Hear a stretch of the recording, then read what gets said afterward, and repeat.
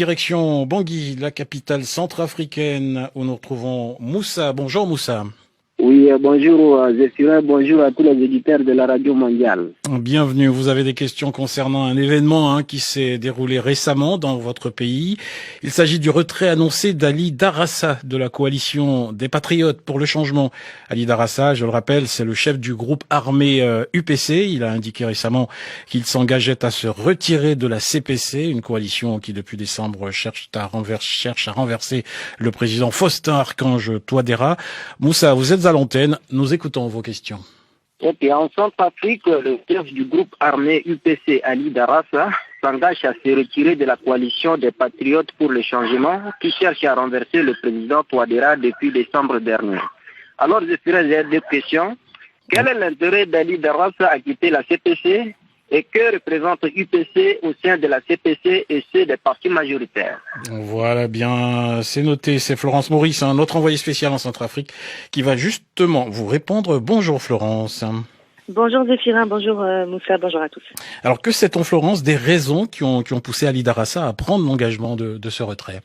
Bon, rappelons déjà la justification officielle donnée par Ali Darassa, à savoir mettre fin aux souffrances endurées depuis décembre par les populations.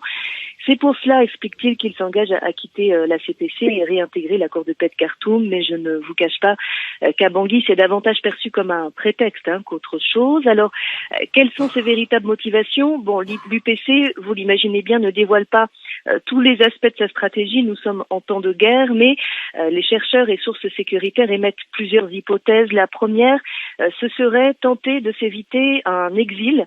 Les autorités centrafricaines ont été claires sur le fait que cette fois, les chefs rebelles devront répondre de leurs actes en justice et aussi qu'elles ne discuteraient plus avec les chefs rebelles étrangers. C'est le cas d'Ali Darassa et on peut penser que c'est pour éviter ce scénario qu'il tente de se raccrocher à l'accord de paix. Seconde hypothèse, Zéphirin, celle de division interne au sein de son mouvement, l'UPC. Le groupe armé vit en grande partie des taxations illégales qu'il impose sur les transports et sur l'exploitation minière dans sa zone avec un véritable système de fiscalité parallèle. Et en cette période de conflit, on imagine que les revenus sont en baisse et que ce n'est sans doute pas du goût de tout le monde. C'est peut-être enfin tout simplement le résultat de la pression militaire exercée par les forces armées centrafricaines et leurs alliés russes en particulier, même si il faut être prudent parce que la réalité du rapport de force sur le terrain reste difficile à évaluer. Mais surtout, il faut bien préciser que l'UPC parle d'un engagement à quitter la CPC, mais n'a pas annoncé son retrait immédiat. Et il faudra donc voir quelle suite sera donnée véritablement à cette annonce. Alors vous voulez dire, Florence, qu'à Bangui, beaucoup se demandent s'il s'agit d'une annonce sincère ou simplement d'une déclaration stratégique? Oui, absolument. On peut noter d'ailleurs que les autorités centrafricaines n'ont pas réagi officiellement à cette annonce, ce qui en dit long.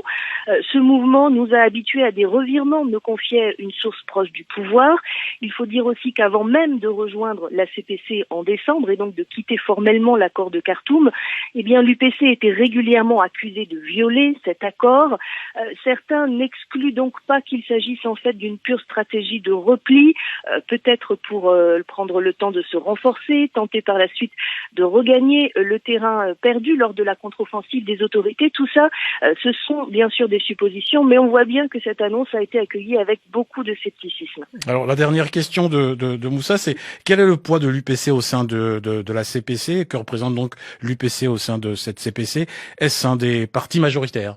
Alors, sur le papier, en tout cas, c'est le groupe armé le plus puissant au sein de la CPC, le plus nombreux, le mieux armé, le mieux structuré aussi en termes de commandement. Cela dit, il faut un peu nuancer. On a vu qu'au premier temps de la CPC, Ali Darassa a semblé un peu hésitant à s'engager. Ces hommes n'étaient pas en première ligne. Et puis, c'est vrai, on a assisté à un changement avec un engagement beaucoup plus fort.